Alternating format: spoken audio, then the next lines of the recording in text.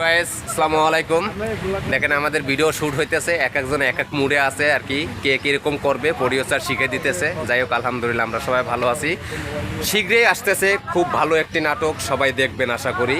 বললো বারা আগের ভিডিওতে তো করতেই পারলাম না, আমাদের পেজের নাম কিন্তু অবশ্যই থাকবে রে, আপনারা কিন্তু কমেন্ট বক্স চেক করলে কিন্তু পাবেন, বুঝছেন। আর আমাদের এই নায়কগুলো কিন্তু দেহে রাখবেন, এ কিন্তু ভালো ভালো হায়ার করে আনতেছি, বুঝছেন। এইসব নায়ক কিন্তু হায়ার করা, এ ভালো ভালো জায়গার থেকে আসছে, ইন্ডিয়ান থেকে আসতেছে, বাংলাদেশ থেকে আসে। প্রডিউসার কিন্তু অরিজিনাল বাংলাদেশের, এ কিন্তু ওই কিন্তু খায় না, এ ডাইরেক্ট কিন্তু ভালো তা খায় আর কি।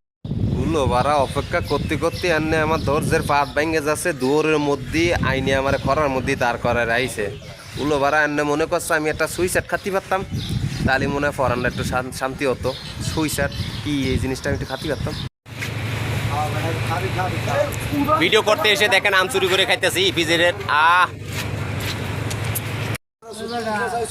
এই মোর সকাল 7টা ইয়ে খাড়াই রয়েছি ইপিজেডের মধ্যে, আর এই যে প্রডিউসার, এই যে নায়ক, আর এই যে ভিলেন, এই যে খলনায়ক।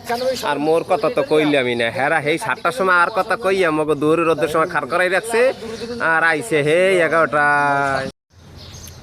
এই গল্পের নায়ক আমি হতে পারি, আসলে যে গল্পটা সাজানোর প্রডিউসার হয়েছে উনি। আমার গ্রুপের সদস্যের জন্য অপেক্ষা করতেছি আমি, আসলে তারা গুরুত্ব দেয় না আমাদের।